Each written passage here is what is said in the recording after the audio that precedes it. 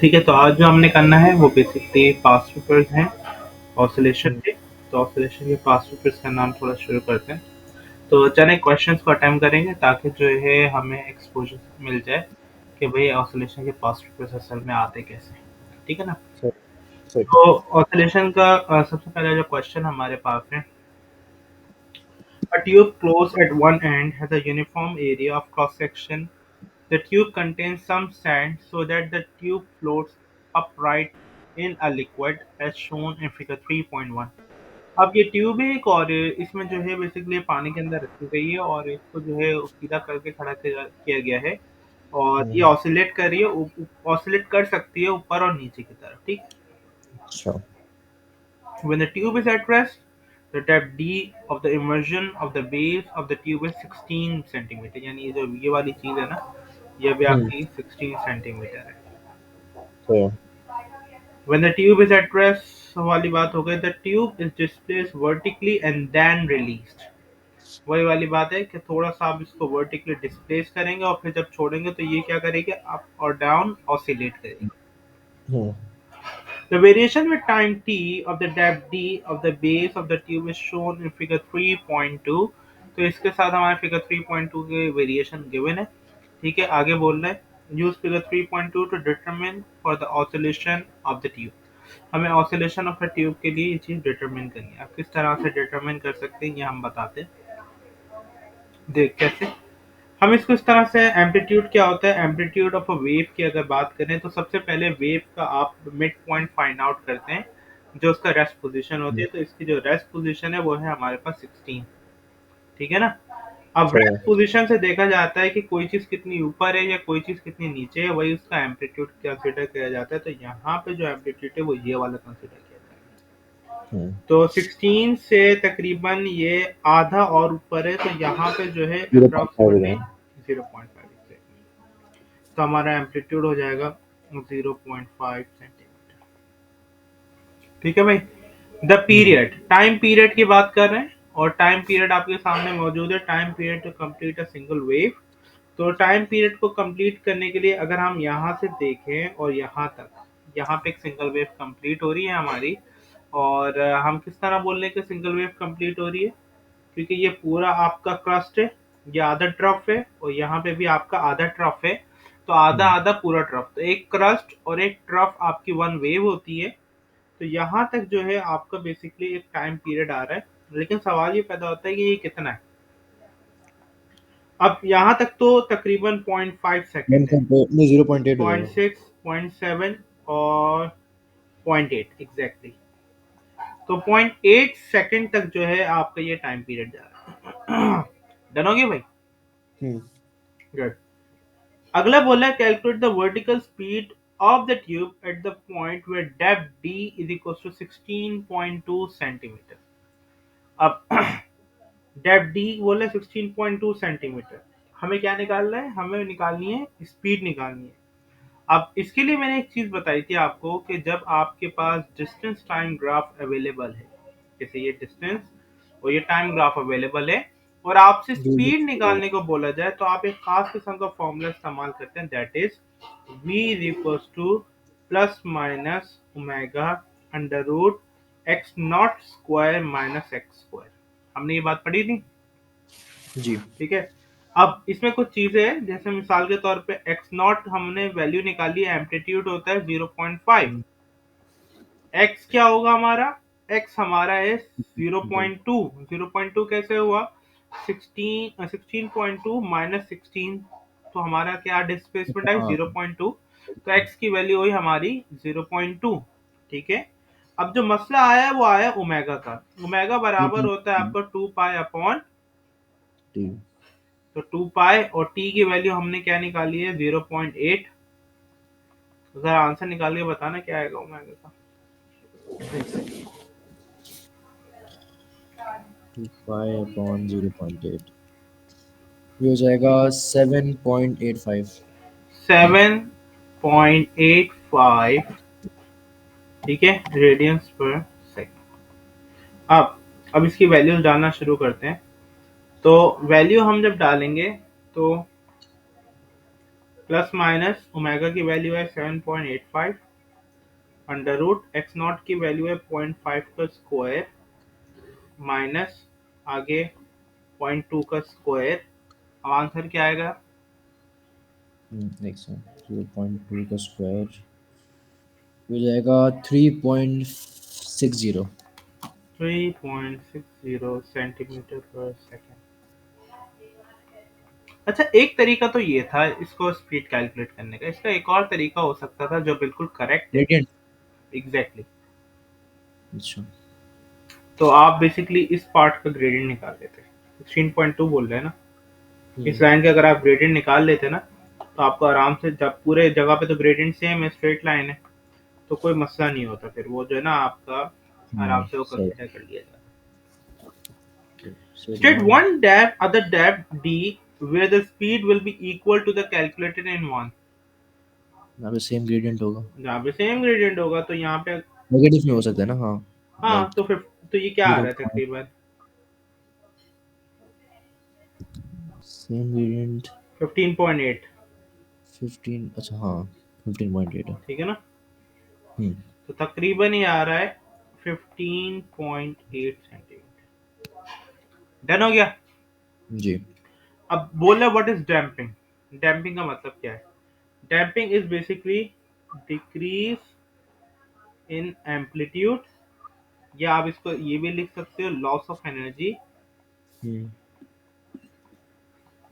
Energy due to resistive force. कोई भी आपके रेजिस्टिव फोर्स के वजह से जो लॉस ऑफ एनर्जी है वो आपकी डैम्पिंग कहलाती है। लेकिन स्पेसिफाई करना थोड़ा सा, स्पेसिफाई हम लोग इसलिए कर रहे हैं क्योंकि जो है यहाँ पे जो केस है पूरा ये वाटर का केस है। तो रेजिस्टिव फोर्स यहाँ पे कौन सी होगी, चलने में कौन सी चीज रेजिस्ट करेगी, कौन सी फोर्स रेजिस्ट करेगी? और वाटर की वही जो डेंसिटी है उसकी। Viscous force. उसको ड्रैग फोर्स भी बोलते हैं ना शायद। यस, ड्रैग फोर्स हाँ। भी बोल सकते हो, तो विस्कस ड्रैग बोल सकते हो, है ना, विस्कस ड्रैग। डन सही। हो गया जी, विस्कस हम्म। ड्रैग। तो ये 2 मार्क इसके आ जाएंगे फिर आपके। अच्छा, डैम्पिंग का मैंने नॉर्मली एक चीज ऑब्जर्व की है कि वो पहला मार्क आपको इन चीजों पे दे रहा होता है और दूसरा मार्क रेजिस्टिव फोर्स के वर्ड को इस्तेमाल करने पे दे रहा होता है। तो अगर तो जनरलाइज बात कर रही है और आपको क्लैरिटी नहीं आ रही रेजिस्टिव फोर्स कौन सी है, तो सिर्फ रेजिस्टिव फोर्स का वर्ड ही ओके है, अदरवाइज सही है। बेहतर है कि मेंशन कर दिया जाए। ठीक है। ठीक है। हम्म। अच्छा, अगली जो चीज है, the liquid in B is now cooled so that although the density is unchange, there is friction between the liquid and the test and the tube as it oscillates. Having been displaced, the tube completes approximately 10 oscillations before coming to rest. अब वो rest पे आने से पहले 10 oscillation complete करनी है। On figure 3.2, draw a line to show the variation with time t of the depth d for the first 2.5 seconds. मतलब वही है, सिंपल सी बात अगर मैं बताऊं तो डैम्पिंग हो रही है। ठीक है। हाँ। तो डैम्पिंग को हम किस तरह शो कर सकते हैं? एक डिक्रीज ग्रेडियंट वाला ग्राफ बनता है ना, कर्व जो होता है शायद, लेकिन कम हो जाएगा, एम्पलीट्यूड कम हो जाएगा, हाँ। एम्पलीट्यूड बस कम हो जाएगा और कोई डिफरेंस नहीं आएगा। ठीक है। बस एम्पलीट्यूड जीरो नहीं कर सकते हम, बस 2.5 सेकंड तक का बनाना है। एम्पलीट्यूड कम करके दिखाता है, कोई प्रॉब्लम नहीं। टाइम पीरियड वही रहेगा। ठीक है, क्योंकि लाइट डैम्पिंग है, मल्टीपल ऑसिलेशंस हो रही हैं, तो टाइम पीरियड हम सेम रखेंगे। ठीक है। सही है। एक तो ये चीज हो गई, ये हमारा क्वेश्चन हो गया। हाँ, ये क्वेश्चन हो गया। गुड। Question number 4। अच्छा, ये क्वेश्चन नंबर 4 आई गेस हमने किया हुआ है पहले, सर्कुलर मोशन में आई गेस अटेम्प्ट किया था ना हमने। ये वाला पता नहीं, याद नहीं आ रहा। याद नहीं आ रहा, मुझे पैरेलल। याद आ रहा है, तो चलो कर लेते फिर भी। A vertical peg is attached to the edge of a horizontal disc of radius r as shown in figure 4.1. ठीक है। The disc rotates at constant angular speed omega. The horizontal beam of parallel light produces the shadow of a peg on a screen as shown in figure 4.2. अब हो क्या रहा है भाई, यहाँ से रोशनी पड़ रही है, एक चीज आपके सर्कल के अंदर मूव कर रही है। ठीक है। और वो जो शेडो है वो क्या करेगी, अप डाउन अप डाउन, जैसे जैसे ये चीज घूमती चली जाएगी, ऊपर जाएगी तो शेडो भी ऊपर होगी, यहाँ पे आएगी तो शेडो यहाँ पे आ जाएगी, जब ये यहाँ पे होगी तो शेडो यहाँ पे होगी, जब वापस से यहाँ पे आएगी तो शेडो वापस से यहाँ पे आ जाएगी। तो मतलब क्या हो रहा है, शेडो आपकी ऑसिलेट ऑसिलेशन। कर रही है, ठीक है ना। ये एक सही। पर्सपेक्टिव है। तो यहाँ पे खुसूसी बात ये है कि उन्होंने सर्कुलर और ऑसिलेशन को मिला दिया। हम्म। देख रहे हैं, Yep. At time zero the peg is at P, ठीक है, पेग पी पे है, producing a shadow on the screen at S. At time t, the disk has rotated through angle theta. The peg is now at R, producing a shadow at Q. A. Hmm. Determine in terms of omega and t the angle theta. Angle theta, omega और थीटा, omega और T के terms में बताना है। Hmm. तो theta is equal to omega multiply by T, simple.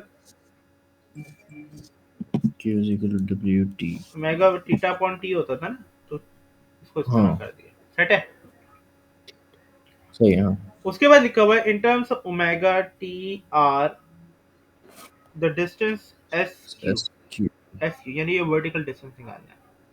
अब vertical distance निकालने के लिए हमारे पास, हम एक छोटा सा यहाँ पे एक ट्राइंगल बना लेते हैं, ठीक है। हाँ। अब इस छोटे से ट्राइंगल को, ये हमारा एस क्यू है बेसिकली, ये जो ये वाला डिस्टेंस ब्लू वाला हमें निकालना है। अच्छा, इसमें से कुछ चीजें जो मैं लेबल करना चाहूंगा, जैसे मिसाल के तौर पे ये वाली चीज, ठीक है ना। हम्म। ये जो चीज है मैं इसको लेबल कर दूंगा आर से, क्योंकि वो ज़ाहिर रेडियस ही है ना, from the centre of a circle to the circumference क्या होता है हमारा, रेडियस होता है। तो आपका रेडियस ही है वो, उस पर कोई प्रॉब्लम नहीं है। लेकिन सही हमें है। डिस्टेंस एस, हमें निकालना है basically distance theta, sorry theta नहीं, हमें एस क्यू डिस्टेंस निकालना है। तो एस क्यू डिस्टेंस निकालने के लिए हम यहाँ पे कौन सा फॉर्मूला लगा सकते हैं। S Q निकालने के लिए हम्म, साइन, एक सेकंड, कौन सा लगेगा? परपेंडिकुलर नहीं, साइन का लग जाएगा ना शायद। साइन लग सकता है ना, हाँ साइन लगाते हैं फिर इसे। तो बेसिकली साइन थीटा जो बराबर होता है वो आपका बराबर होता है परपेंडिकुलर ओवर हाइपोटेन्यूज। हाँ। अब आपको परपेंडिकुलर चाहिए ना, तो hmm. That will be equal to hypotenuse into sine theta, ठीक है ना। हाइपोटेन्यूज हमारा क्या है, आर, आर। आर है हमारा हाइपोटेन्यूज, ठीक है ना। और साइन और थीटा हमने क्या निकाला था, ओमेगा इनटू टी निकाला था। अच्छा, इस तरह। आई बात समझ चलो। में। हम्म। ये हमारा हो जाएगा आर साइन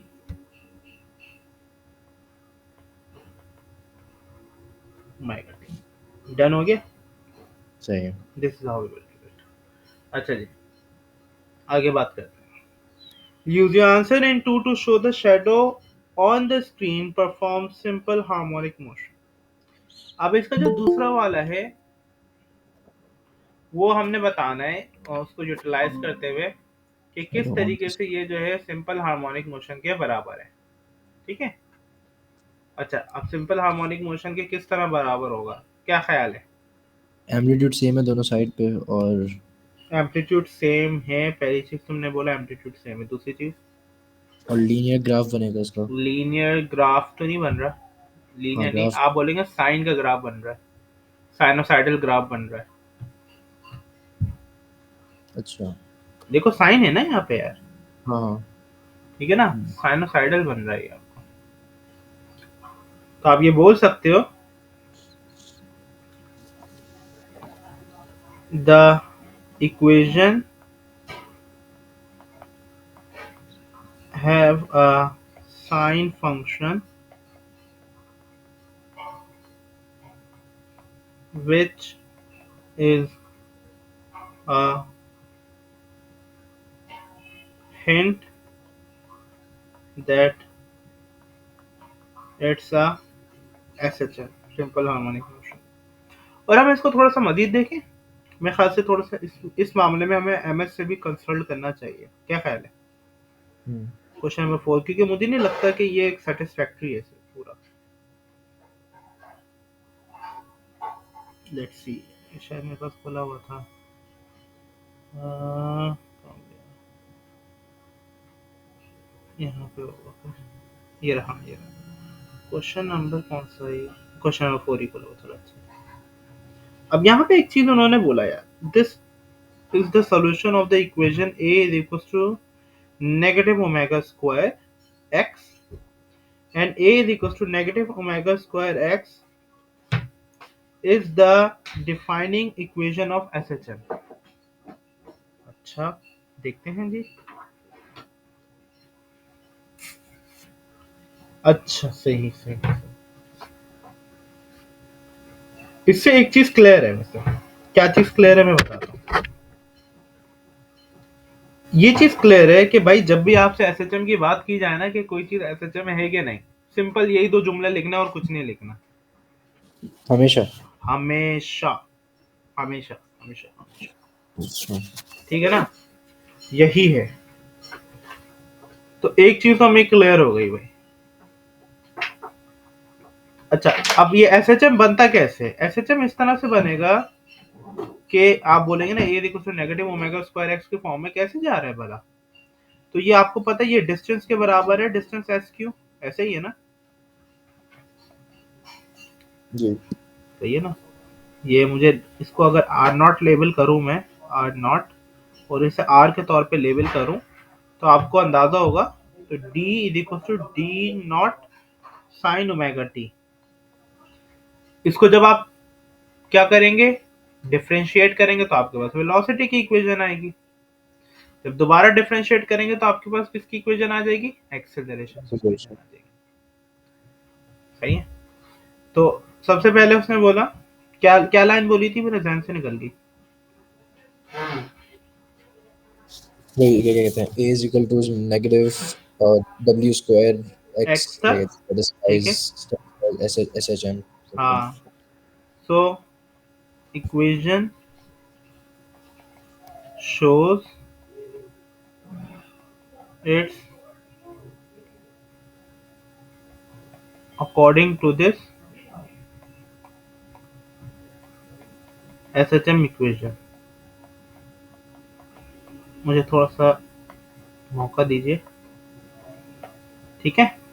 अब ठीक है। And a is equals to negative omega square x represent SHM। एक ही बात है वैसे तो, मैं डबल बिला वजह का लिख दिया। तो मैं इसको इस तरह से मोल्ड कर सकता हूँ, जैसे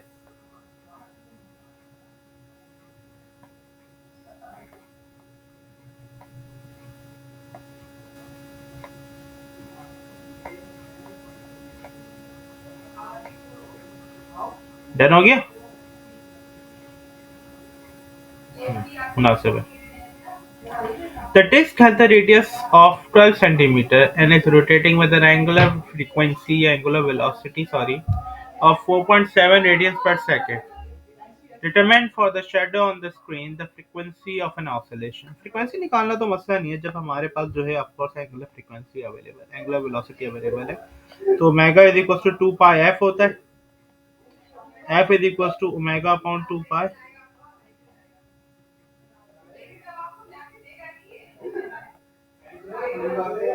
चलें,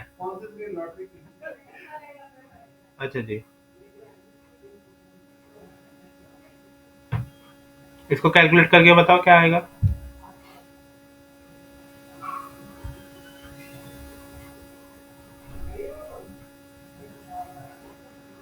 0.74। Are you sure 0.74? ये आ रहा है। सही है।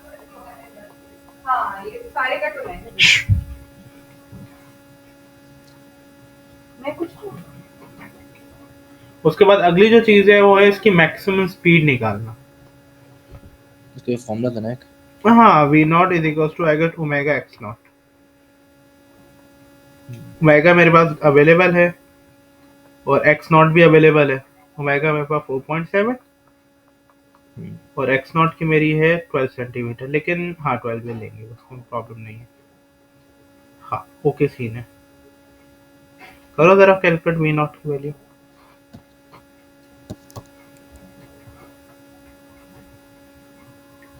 हो जाएगी 56.4। 56.4 सेंटीमीटर पर सेकंड। जल्दी से इसके आंसर चेक करें। Split screen. 56.4 यानी 56 ही लेना है, टू सिग्निफिकेंट फिगर में आंसर देना है। और यहाँ पे तुमने बोला 0.74, क्या 0.74 था, 0.75 था? हाँ, राउंड ऑफ हो गए 75 बनेगा। हाँ देखा ना भाई, इन चीजों का आप लोगों ने बहुत ख्याल करना है प्लीज। टू सिग्निफिकेंट फिगर में आंसर देना है और राउंड ऑफ करके देना है, पहली चीज ये। अब सही है। 56.4 तो राउंड बैक हो जाएगा, तो सिंपल 56 होगा, टू सिग्निफिकेंट फिगर में आंसर होगा। ठीक है ना? ठीक है। तो ये थोड़ा सा ख्याल करना है। फिर हम अगली चीज के ऊपर जंप करते हैं। ये तो अल्लाह का शुक्र, ठीक है। अब ये है the long strip of a spring steel is clamped at one end of the vertical। ठीक है। अब हुआ क्या भाई, यहाँ पे एक स्प्रिंग है, ठीक है, और ये बॉल लगी हुई है, और भी यूं जब इसको होता है ना जैसे खिलौना टाइप के, यूं करके हिलाएंगे तो यूं करके इधर इस तरह से वाइब्रेट करना शुरू कर देगी ये, लेफ्ट टू राइट, खिलौना टाइप का, इस तरह से। अच्छा जी। द मास ऑफ 65 ग्राम, मास 65 ग्राम है आपका, is attached to free end of the strip as shown in figure 4 point figure 2.1। I'm sorry, एक सेकंड हम्म। भाई, आप लोग या तो दरवाजा बंद करते हैं या फिर हल्का बोल रहे हैं। ये मुझे अपलोड भी करना है, और अच्छी बात नहीं है, घर वालों की आवाजें पूरी दुनिया में जाएंगी। रोका है आपने? अभी तो रोका हुआ है। अच्छा सुने, वो 990 वाले बीच वाले पैसे जो है ना, मजारी है अभी, और इनकी तो दे देंगे, क्या कहते हैं? हाँ दे दें हम लोग, 100%। आपने कितने लिए थे? 1000 लिए थे। हाँ। तो बाकी है आपके पास 1000 रुपए तो और नहीं है ना? नहीं। कौन से दिन है? तो जल्दी मेरे पास शुरू में जाना है। तुम एक काम करो ना, मैंने तो 1000 रुपए इस्तेमाल भी नहीं किए ना। नहीं किए? नहीं तो उसमें जो तकरीबन सर आपकी आवाज़ कट गई। 9000। हाँ क्या बोल रहे हैं ना? आपकी आवाज़ नहीं आ रही थी।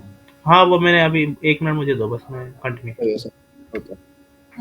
हाँ 1000 का मसला बस, या मम्मा को बोलती हूँ अभी आप मिला दें। हाँ बस सही, ठीक है सही। लेकिन अगर बाहर जाना तो दरवाजा बंद करके जाना। अच्छा जी, तो इसको कंटिन्यू करते हैं फिर, ठीक है। अब इसका हमें ग्राफ गिवन है, वही डिस्प्लेसमेंट टाइम ग्राफ अवेलेबल है। सबसे पहले बोला है describe what is meant by damping. Damping हमने क्या बोला, डैम्पिंग क्या होती है भाई? Decrease in amplitude. Resistive force. सही है, एम्पलीट्यूड, या फिर हम लिख सकते हैं loss of energy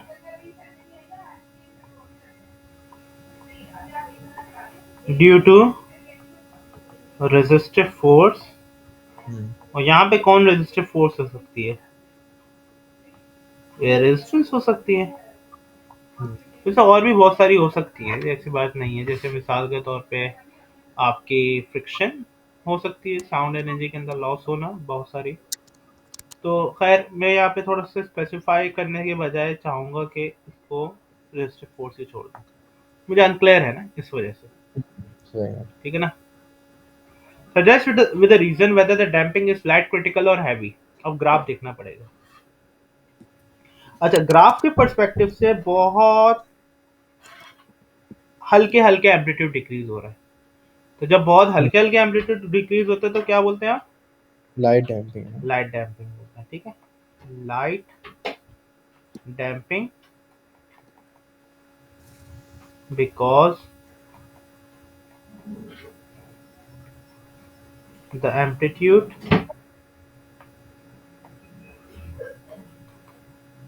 is decreasing slowly.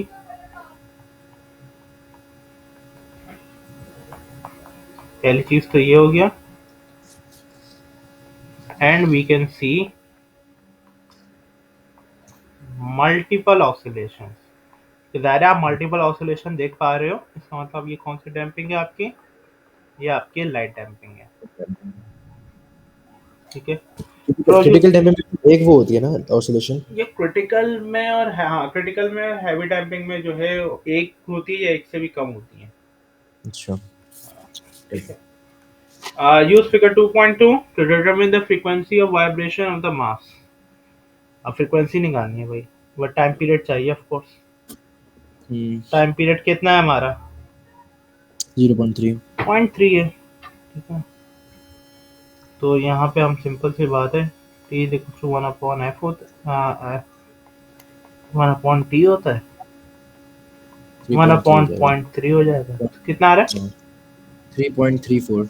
3.34 यानी 3.4 यहाँ पे लिखेंगे सिंपल, ठीक है ना। सही है, सही है। वैसे 3.34 पूरा आ रहा है। वैसे तो लाइक ये आ रहा है 3.33333। हाँ, 3.4 ठीक है। Hence show that the initial energy stored in the steel strip before the mass is released is approximately 3.2 millijoules. Potential energy है ना ये। ये हमारी एनर्जी है पोटेंशियल, और ये सारी की सारी हमारी किस में कन्वर्ट हो गई होगी? काइनेटिक के अंदर एनर्जी कन्वर्ट हो गई। तो काइनेटिक के अंदर कन्वर्ट हो गई होगी, इसका मतलब हाफ एम वी स्क्वायर करके फॉर्मूला निकाला जा सकता है। क्या ख्याल है? हम्म। तो मैक्सिमम काइनेटिक होगी ना ये शायद। मैक्सिमम एनर्जी है, यस। तो यहाँ पे हम ये कर सकते हैं, जैसे मिसाल के तौर पे, हाँ, जैसे काइनेटिक एनर्जी का फॉर्मूला तो ये हो जाएगा ना, हाफ एम वी स्क्वायर, ठीक है ना। अब मास यहाँ पे अवेलेबल है, हमें इन्होंने बताया था मास कितना है, हाँ, मास है, मास है। 65 ग्राम। चलो ये अच्छी चीज हो गई हमारे लिए, मास हमारे पास मौजूद है 65 ग्राम, कोई प्रॉब्लम नहीं है यहाँ पे, ठीक है ना। मास यहाँ पे 65 ग्राम अवेलेबल है। एक चीज तो ये हो गई। मसला वेलोसिटी का है। वेलोसिटी जो है ना, मैक्सिमम वेलोसिटी लेनी चाहिए उसूली तौर पे हमें ना। तो मेरे ख्याल से हम, क्योंकि मैक्सिमम वेलोसिटी लेंगे, क्या ख्याल है मैक्सिमम वेलोसिटी ले? हाँ, काइनेटिक एनर्जी उस पर डिपेंड करती है ना, वेलोसिटी पे। एग्जैक्टली, तो हम मैक्सिमम। एक काम करते हैं, V not is equal to omega x not formula होता है। अब ओमेगा का मसला आएगा, ओमेगा बराबर होता है 2 पाई एफ के, मैं कर लेता हूँ। 2 पाई इंटू जी, 3.4। ये हो 3.4 हो जाएगा जाएगा। तो ये चीज हो गई, और एक्स नॉट हमारे पास मैक्सिमम कितना था? एक्स नॉट अवेलेबल है क्या? एम्पलीट्यूड। हाँ, यहाँ पे लेकिन एम्पलीट्यूड है ना यार। लेकिन ये तो डिक्रीज हो रहा है ना। नहीं, वो तो बाद, लेकिन उसने इनिशियल पूछा है ना, जैसे रिलीज हाँ, होता है। हाँ, सही सही सही सही। तो हमारा 1.5 सेंटीमीटर हो जाएगा। लेट्स सी क्या होता है, 1.5 into 10 to the power final -3। Answer आ रहा है वेलोसिटी का 32.0। सही है, 32.0 हो गया, मीटर हो गया, मीटर पर सेकंड, क्योंकि मैंने कन्वर्जन कर लिया। हम्म। हाफ इंटू 65 ग्राम है, 65/1000, और वेलोसिटी मेरी हो जाएगी 32 का स्क्वायर। इतना निकाल के बताओ क्या आंसर आएगा। अच्छा, 65 का 1000।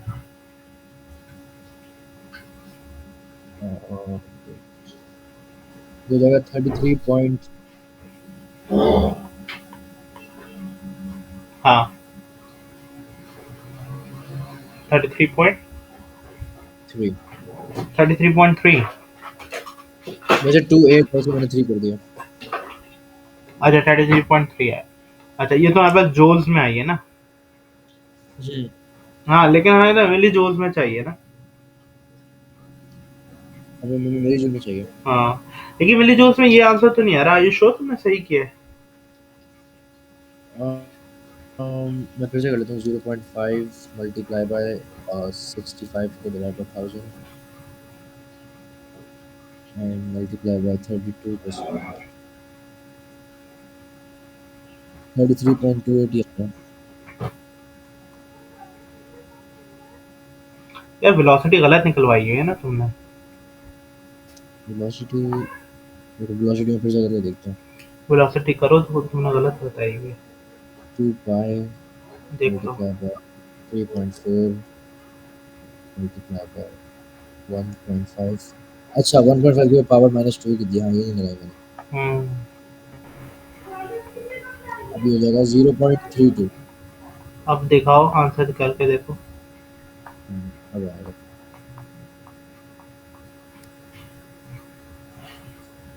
0.32 का स्क्वायर मेरे हो हिसाब जाएगा से। हाँ बताओ। 3.32 मल्टीप्लाई बाय 10 की पावर -3।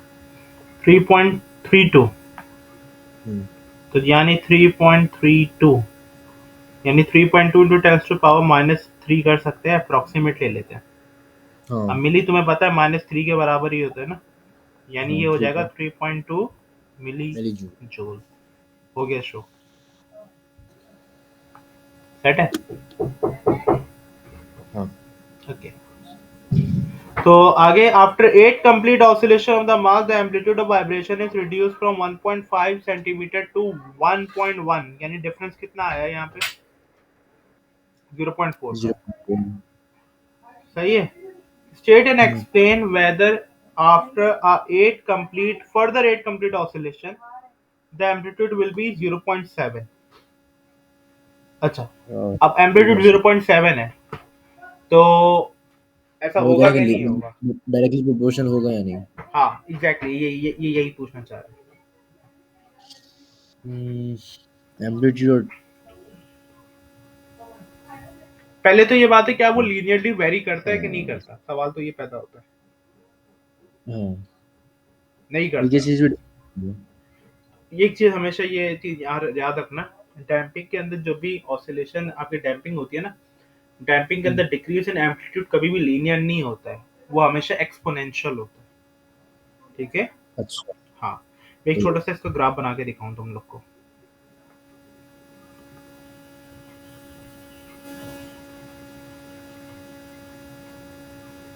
ठीक है, तो अब इसका जो ये ठीक है ना, ये देख रहे हो, लीनियर नहीं है ये एक्सपोनेंट है। हम्म। तो हमेशा जो ग्राफ होता है वो आपका एक्सपोनेंशियल होता है। तो आप सबसे पहले ये बात लिखेंगे, द या damping is not linear, it's always it exponential, या फिर आप इसको इस तरह लिख सकते हैं, decrease in amplitude is exponential due to which. अच्छा, यहाँ पे डिफरेंस 0.4 का आ रहा था ना, इसका मतलब the hmm. Amplitude will be lesser than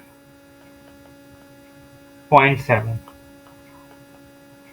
आई बात समझ में? तो एम्पलीट्यूड भाई 0.7 से कम होना चाहिए, 0.7 के हाँ। बराबर नहीं होना चाहिए। हाँ। सेट है। हम्म। तो ये हमने कुछ क्वेश्चन इसके अटेम्प्ट कर लिए। ठीक है, बाकी जो है इंशाल्लाह हम लोग कोशिश करेंगे बाद में अटेम्प्ट करें। तो अभी यहाँ पे क्लास को स्टॉप करते हैं। ठीक है, और इंशाल्लाह फिर बाद तो में कंटिन्यू इसके बाद करेंगे। हम लोग कौन सा चैप्टर शुरू करेंगे। यार अभी जो है मैं जो है चाह रहा हूँ एक चीज, अगली क्लास में एक चीज तुम लोग को ट्रेन करना है फर्स्ट, मुझे एक पर्टिकुलरली। उसके सही बाद है। मैं जो टॉपिक शुरू करूंगा डेट विल बी मैग्नेटिज्म। बस सही है। सही है ना, मैं मैग्नेटिज्म शुरू करूंगा और बिस्मिल्लाह करेंगे मैग्नेटिज्म का। अगर परफेक्ट। तुम लोग का एसीडीसी हो गया है तो मुझे बता दो, एसीडीसी पहले कर लेंगे। अभी एसी हुआ। हैं? अभी एसी से नहीं हुआ। नहीं हुआ ना, बस सेट है, फिर तो मैग्नेटिज्म शुरू करेंगे डायरेक्ट। बस चलो सही है। ओके। ठीक है। ओके। चलें फिर, आप अपना ओके। ख्याल रखें। ओके, अल्लाह हाफिज़। बस।